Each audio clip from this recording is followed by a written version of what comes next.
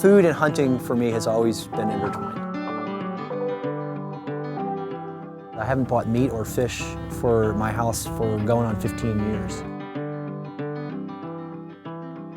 It started though because I was a chef first and then I was a hunter. And I also was very fortunate to be the youngest child of a family that liked good food. So when it was just me and my mom and my stepdad in the early 80s, I got exposed to really good food at a very young age. So I had, you know, pheasant and venison and quail and squab, all of these things as a 10-year-old or a 12-year-old at fancy French restaurants in New York City. So eating game and having game being something special and good has always been part of my experience. It's funny, the two great careers that I've had in my life, being a journalist and being a chef, are careers that you just don't go to college for. You know, yeah, people go to cooking school, but it's pretty useless. I mean, you learn to cook by being a cook. So I learned as a restaurant cook, and I never went to school for it. My first ever kitchen job started, like a lot of cooks do, as a dishwasher. One day the sous chef didn't show up, so I get tapped on the head, "You're cooking tonight." And so that started it, and I worked at that restaurant for 2 years. Cooking started as a refuge, and it's become my profession. So the genesis of my cookbooks started in 2007 when I started Hunter, Angler, Gardener, Cook. I didn't even quit my day job when I started the website that I've been running for 11 years now. The website kept getting more readership, and then I was fortunate enough to be nominated for the James Beard Award in 2009. And the phone started to ring, and I got my first book deal in 2010. And then that book, Hunt, Gather, Cook, came out in 2011. And I followed that up in 2013 with Duck, Duck, Goose, which, as you might imagine, covers all things waterfowl. And then after that, in 2016, I did Buck, Buck, Moose, which covers all things with antlers. And then my latest book, which just came out, is Pheasant, Quail, Cottontail, and that's where all of my upland experience comes in.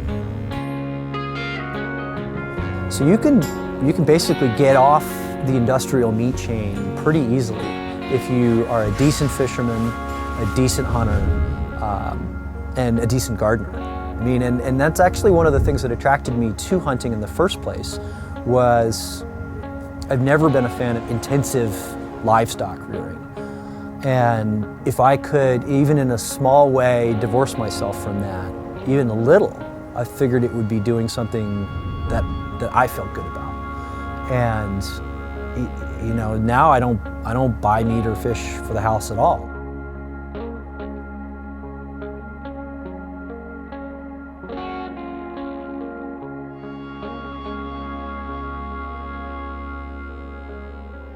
It's just doing a little bit here around the edges, and the quality of hunted game is far better in terms of it's lean, it's, you know where it came from, it's the animal itself had the life that God intended it to live.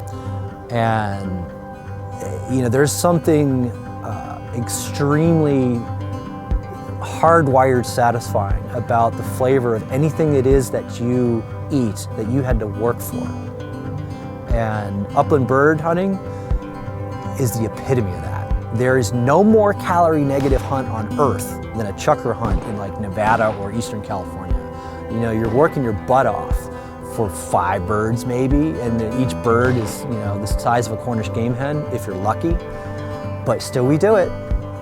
We do it every day, and we love to do it, and when we're not doing it, we're thinking about doing it. So there's this particular attraction to upland that is different from every other kind of hunting.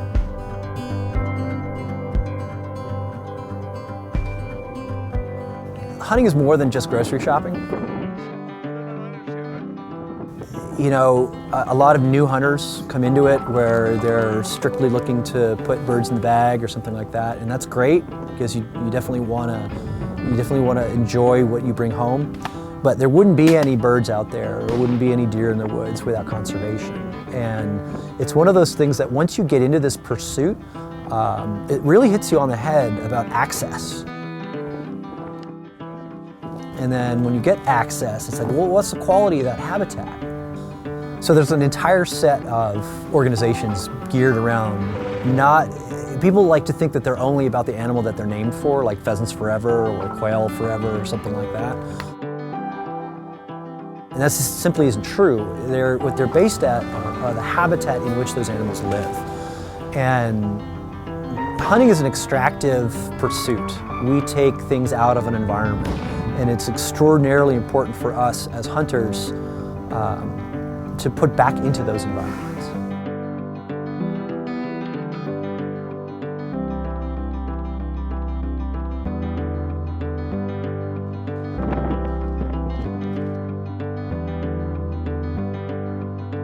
So up next for me, Holly and I, and if you've ever seen any of my books, you know, Holly takes the best photos of food in the world, and she and I are going to write a book of essays about hunting.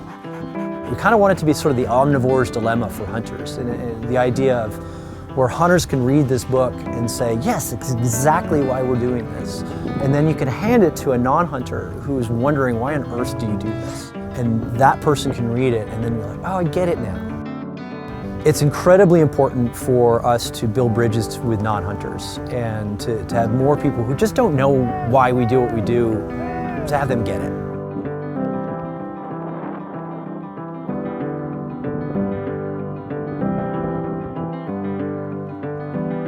I'm Hank Shaw, and I'm a cookbook author, wild game expert, and I run the website Hunter Angler Gardener Cook, which is huntgathercook.com.